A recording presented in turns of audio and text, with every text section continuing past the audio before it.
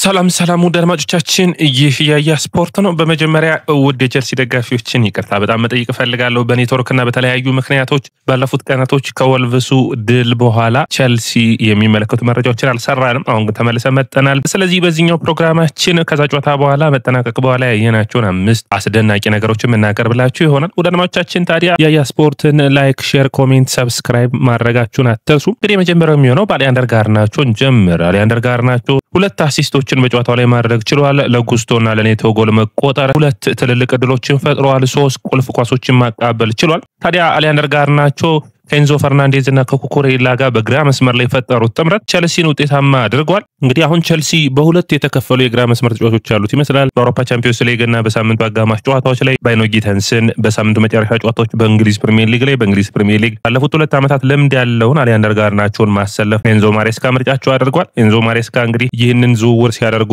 አሊያንደር ጋርናቾ ወደ ቸልሲ ሲመጣ ብዙዎቹን ለሁለት የከፈለ ዝውውር ነበር፣ የቸልሲ ደጋፊዎችን ጨምሮ። ጋርናቾ መምጣት አለበት የለበትም፣ የስነ ምግባር ችግሩ ማንቸስተር ዩናይትድ ቤት ያሳለፈው ሁኔታዎች በጣም አስቸጋሪ እንደነበሩ ይታወቃል። ታዲያ በዚህ መካከል እንደ አንድ መፍትሄ እንደ አንድ ሁኔታ የመጣው እንግዲህ ቸልሲ ሙሉ ኃላፊነቱን ወስዶ ይህንን ተጫዋች ማምጣቱ ነው። ቸልሲ ያው ባለፉት ዓመታቶች ብዙ ዝውውሮችን ያደርጋል። ዝውውሮቹ ውጤታማ የሚሆኑ ከሆኑ ቸልሲ ከዝውውሮቹ ተጠቃሚ የሚሆን ይሆናል። ነገር ግን ካልሆኑ ደግሞ በአንድ ዓመትና በ2 ዓመት ውስጥ ወደ ሌላ ቡድን እንዲሻገሩ የሚያደርገን የሚሆን ከዛም ጥሩ ትርፍን እያገኘ ይገኛል። ታዲያ አሊያንደር ጋርናቾ በወጥነት ፐርፎርማንስ ችግር ነው ያለበት። ከዛ ውጭ አሁን ባይኖ ጊተንስና ጋርናቾን በአንድ ላይ ያጣመረ ተጫዋች ቸልሲ የተሻለ ክህሎት ያለው ተጫዋች አያስፈልገውም። ሌላ ጥያቄው ነው መነሳት የሚጠበቅበት ነው። ነገር ግን ጋርናቾ አንድ ለአንድ ግንኙነት ላይ ደካማ ነው። በመልሶ ማጥቃት እንዲሁም ደግሞ ኳሱን ወደፊት በመውሰድ ወይም ቦል ፕሮግሬሽን ላይ በጣም ጥሩ የተካነ ተጫዋች ነው። ክሮሶቹ፣ ሹቶቹ፣ የሚያደርጉት ሂደቶቹ፣ ፍጥነቱ፣ ኢንተንሲቲው በጣም ጥሩ ክህሎት ያለው ነው። ባይኖ ጊተንስ ደግሞ የመስመር ተጫዋች የሚመስል ነው። ድሪብል ማድረግ ይችላል። ሀፍ ስፔሱ ላይ ጫናዎችን መፍጠር የሚችል ነው። ተጫዋቾችን መቀነስ የሚችል ነው በጨዋታ ውስጥ። ስለዚህ ሁለቱ የተለያዩ አይነት ተጫዋቾችን ለቸልሲ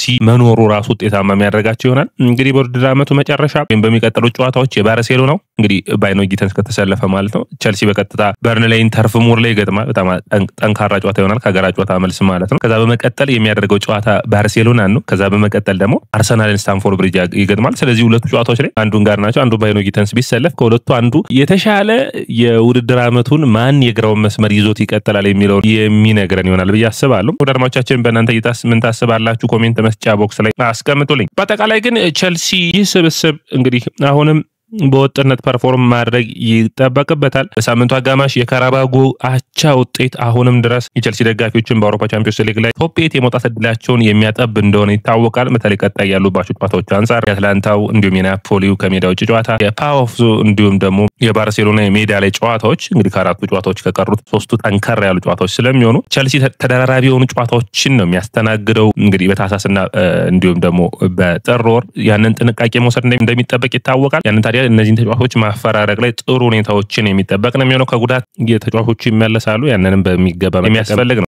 ታዲያ የቸልሲ የግራ መስመር ላይ ኩኩሬላ፣ ጋርናቾና ኤንዞ ፈርናንዴዝ አንደኛ ተመሳሳይ ቋንቋ መናገራቸው ስፓኒሽ መናገር የሚችሉ ናቸው። ጥሩ ጥምረትን ፈጥረው ዕድሎች የሚፈጥሩበት መንገድ፣ ኳሱን ወደፊት የሚወስዱበት መንገድ ጥሩ ነበር ብዬ አስባለሁ። ሌላኛው መነሳት የሚጠበቅበት ነጥብ የኤንዞ ፈርናንዴዝ ነው። እንግዲህ ኤንዞ ፈርናንዴዝ አሁንም ሌላኛው ተጫዋቹ ነው መነሳት የሚጠበቅበት ነው። እንደነ ካይሴዶ፣ ኩኩሬላ፣ ኮል ፓልመር አይነት ብቃትን ከኤንዞ ፈርናንዴዝ ትጠብቃላችሁ ማለት ወጥነት ነው የሚጎለው እንጂ የእነሱን አይነት የራሱ የሆነ ምርጥ ብቃት ያለው ተጫዋች ወጥነት ላይ ግን አሁንም ጥያቄ ይነሳል። አሁን በዚህ ጨዋታ ላይ በጣም ምርጥ ብቃቱን አይተናል። ኔክስት ጨዋታዎች ተከታታይ ቀጣይ ጨዋታዎችንስ እንደዚህ አይነት ብቃቱን ማሳየት ይችላል? አንዱ ከኤንዞ ፈርናንዴዝ የሚጠበቅ ነው የሚሆነው። ነገር ግን 2025 ካለ ኤንዞ ምርጥ ብቃቱ ላይ እንደሚገኝ ብዙ መረጃዎቹ የሚያሳዩ ነው። 8ና 10ን ቀላቅሎ ሲጫወት ይታያል። በተለይ ሁሌም ኤንዞ ፈርናንዴዝ ሲመጣ ትዝ የሚለኝ ሰልፍለስ የሆነው ወይም ደግሞ ራስ ወዳድ ያልሆነ ባህሪው ነው። በኳስ ዲስትሪቢዩሽኑ፣ በኳስን ደግሞ በማሰራጨቱ በተለያየ አይነት ሁኔታዎች ብቻ ያለው ሰልፍለስ ባህሪ በጣም አስደናቂ ብቃት ያለው ተጫዋች እንደሆነ የሚያሳይ ነው። ሌላኛው መነሳት የሚጠበቅበት እንግዲህ ቡድኑን በሰከንድ ፌዝ የማጥቃት ሂደቶች ውስጥ የሚያገዝበት መንገድ ነው። በመጀመሪያው ፌዝ ብዙውን ጊዜ ቡድኖች ይቸገራሉ። ማለትም ከኋላ ቡድኖችን ተረጋግተው ፕረስ በሚደረግበት ጊዜ ይጨነቃል። ነገር ግን ይሄ ሁለተኛው ፌዝ የሚባለው ኳሱ ከተመሰረተ እሱ ከደረሰ በኋላ ከተከላካዮቹ ከተቀበለ በኋላ በረጃጅም ኳሱን ዲስትሪቢዩት የሚያደርግበት መንገድ፣ ይሄ ቀድመ አሲስት የሆኑ ኳሶችን የሚሰጥበት ለአሊያንደር ጋርናቾ በተለይ ሁለቱ ኳሶች ማለት ይቻላል በጣም ጥሩ የሆኑ በተለይ የኔቶ ኳስ ደግሞ ጨርሶ ነው ለጋርናቾ የሰጠው። ጋርናቾ በቀላሉ ነው ለኔቶ ኳሱን አስቃቃብሎ 3ኛ ጎል እንዲቆጠር ያደርገው። ታዲያ ይህ ረጃጅም ኳሶችን ድሎችን የመፍጠር አቅሙ በጣም ወሳኝ ሆኖ መነሳት የሚጠበቅበት ነው። ለቸልሲ በተለያዩ ቦታዎች መጫወት መቻሉም ሌላኛው አስደማሚ ሁኔታ ነው። ሌላኛው ስቴፋኖ ዊሊያን ነው። አሁን ስቴፋኖ ዊሊያን ሁኔታ ላይ ኤንዞ ማሬስካን ማድነቅ የሚጠበቅብን ይመስለኛል። ምክንያቱም ይህንን ተጫዋች በአንዴ በፍጥነት የስብስቡ አካል በማድረግ ብዙ ኃላፊነቶችን እንዲወስድ ከማድረግ ይልቅ ጥንቃቄን መውሰድ፣ ለቡድኑ ሽፋንን እንዲሰጥ ማድረግ እንዲሁም ደግሞ ሽፋን ብቻ ሳይሆን ደግሞ የቡድኑን ማጥቃትና መከላከል ማመጣጠን እንዲቻል ማገዝ የቻለ ሰው ነው። በጣም ጥሩ የሚባል ነው ስቴፋኖ ዊሊያን። ሌላኛው እንግዲህ ማሬስካ በጥሩ ሁኔታም ደከም ባሉበት ጊዜያቶችም ለዚህ ተጫዋች የሰጡት እድል ጥሩ የሚባል ፐርፎርማንስ እንደሆነ የሚታይ ነው። ታዲያ ምንድነው በጣም ማደንቀው ስቴፋኖ ዊሊያን የተቀየረም ጨዋታዎችን ኢንተንሲቲውን የሚፈጥርበት መንገድ አሁን ባይኖ ጊተንስንና እንዲሁም ጋርናቾን በ10 ቁጥር ሚናነት እንዴት እንዳጫወታቸው አይታችኋል። በጣም የሚገርም ክህሎት ያለው ተጫዋች ነው። ቸልሲ እስካሁን ኢንተንሲቲውን አለማብዛት ጫናዎችን እዚህ ተጫዋች ላይ አለማድረግ ጥሩ የሚባል ነው። ተጫዋቹንም በሚገባ ቸልሲ እየተጠቀመበት እንዳለም የሚታይ ነው። ያንን ማስቀጠል እንግዲህ አንዱ የሚጠበቅ ነው። አቅሙን ማውጣት እንዲችል ማድረግ፣ ጨዋታው ደቂቃዎችን መቀነስ፣ በተለይ በዚህ እድሜው ብዙ ጨዋታዎችን የሚያስተናግድ ከሆነ በጉዳት ብዙ ጊዜ እንዳይርቅ የሚጠበቅ ነው የሚሆነው። ታዲያ ይህንን ኤንዞ ማሬስካ በሚገባ ጥረትን እያደረጉ ይገኛሉ። ያም ውጤታማ አድርጓቸዋል ብዬ አስባለሁ። ሌላኛው ቻሎባና ፎፋናን የሚመለከት ነው።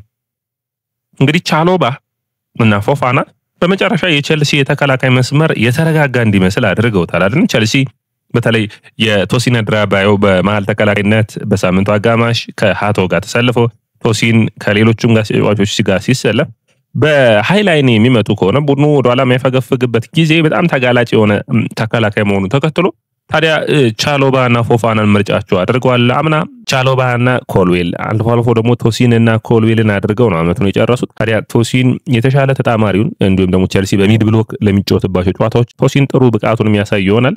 ነገር ግን በሃይላይን እንደዚህ ትንንሽ ቡድኖችን በሚገጥሙበት ጊዜ ቻሎባና ፎፋናን መጠቀም ውጤታማ አድርገዋል። ክሊንሺት ማስመዝገብ ችለዋል። ሽፋኖችን የሰጡበት መንገድ፣ ማጥቃቱን ያገዙበት መንገድ ጥሩ የሚባል ነው። በተለይ ደግሞ መጣጣማቸው እንዴት ነው ካላችሁኝ ፎፋና ወደፊት የሚሄድ አግሬሲቭ አይነት ተከላካይ ነው። ቻሎባ ደግሞ ከኋላ ሽፋኖችን የሚሰጡ ነው። ይህ ጥሩ የሚባል ነው። ፎፋና ሪከቨሪ ስፒድ ያለው በመልሶ ለመከላከሉ ማለት ነው። ያን ጥሩ በሚባል ሁኔታ መጠቀም የሚያስፈልገው ያው የፎፋና ጉዳይ ጉልበት ነው እንጂ የአቅም ጥያቄ እንደሌለበት የሚታወቅ ነው። ታዲያ ፎፋና ከጉዳት ውጭ ጥሩ ፐርፎርማንስ የማሳየቱን ያክል በጥሩ ጨዋታዎችና ደግሞ በጥሩ ብቃቶች ደግሞ መነሳት የሚጠበቅበትም ሂደቶች እንዳሉ መረሳት የለበትም። ሌላኛው መነሳት የሚጠበቅበት ነጥብ የማሬስካ የታክቲካዊ ሂደቶች ናቸው። እንግዲህ ማሬስካ አሁንም እንግዲህ አንዳንድ ጨዋታዎች ላይ ታክቲካዊ ለውጦቻቸው ውጤታማ ሲያደርጓቸው ይታያሉ። ነገር ግን አንዳንድ ጨዋታዎች ላይ ታክቲካዊ ሂደቶች ላይ ሲሰሩ ያየንባቸው ጨዋታዎች ሩቅ አይደሉም። ታዲያ በታክቲኩ ረገድ ውጤታማ ያደረጓቸው ጨዋታዎች ላይ ምን አይነት ታክቲኮችን አይተናል ብላችሁ ስታዩ አንደኛ ለቡድኑ ሽፋን የሚሰጡበት እና እንዲሁም ደግሞ የተከላካይ መስመሩ ላይ ጫናዎችን ወስደው በተለይ የተቃራኒ ቡድን ወልቭስ እድሎችን እንዳይፈጥሩ በሚገባ ያሰላለፋቸውን የመረጡበት መንገድ፣ ተቀያሪዎችን ያመጡበት መንገድ፣ በመጀመሪያው አጋማሽ ከሁለተኛው አጋማሽ ተረጋግተው ታክቲኩን የተገበሩበት ተጫዋቾችም ኤንዞ ማሬስካ የሚያያዙት ታክቲክ ውጤታማ የሆነበት መንገድ፣ በተለይ ደግሞ የጉስቶ ሳጥን ውስጥ ያደረጋቸው ሩጫዎች ውጤታማ አድርገውታል። ከዛ ውጭ አሁንም ይህ ስብስብ በቀይ ካርድ ያልወጣበት ተጫዋች መኖሩ ራሱ ውጤታማ የሚያደርገው ይሆናል ብዬ አስባለሁ።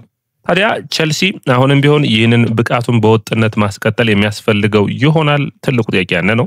ምክንያቱም በባርሴሎና ጨዋታ ላይ ፓልመር ይመለሳል ተብሏል። የፓልመር ፔድሮ ስቴፋኖ ዊሊያን እንግዲህ አንዱ የሚጠበቅ ነው የሚሆነው። የነዚህ ተጫዋቾች ጥምረት ከጋርናቾ ጋር ጨምሮ ማለት ነው ጥሩ ወጥነት ያለው ቡድንን የሚፈጥር ይሆናል። ነገር ግን ቸልሲ የአማካይ መስመር ተጫዋቾች ጉዳት አሁንም አስቸጋሪ አድርጎበታል። ምክንያቱም እንደተሰማው ከሆነ የላቪያ ጉዳት ለአንድ ወር የሚያረቀው ነው የሚሆነው። የእግራችን ጡንቻዎች ውስጥ አንዱ ከጉልበታችን ከፍ ብሎ ከሚገኙት የኳድ የሚባለው ጋር ነው ጉዳት የደረሰበት። ጉልበቱ ከፍ ብሎ ያለው መስል ነው የተጎዳው። ለአንድ ወር ያክል ነው። ነገር ግን ፈጥኖ ይመለሳሉ። እንግዲህ አንዱ የሚጠበቅ ነው የሚሆነው። ታዲያ ቸልሲ ይህንን ተጫዋች ማጣቱን ተከትሎ ጄምስን በ6 ቁጥር ሚናነት ካይሴዶን እያሳረፈ መጫወት የሚቻል ነው ያለው። ለዛ በሳምንት 3 ጨዋታ 90 ደቂቃ የሚጫወት ከሆነ ካይሴዶ በሀገራት ጨዋታ መልስ በጣም አስቸጋሪ ጊዜያቶች የሚሆኑበት ይመስለኛል። ወዳጆቻችን እናንተ እንዴት ታዩታላችሁ? ይህ የስፖርት ነው። የስፖርት ላይክ፣ ሼር፣ ኮሜንት፣ ሰብስክራይብ ማድረጋችሁን አትርሱ።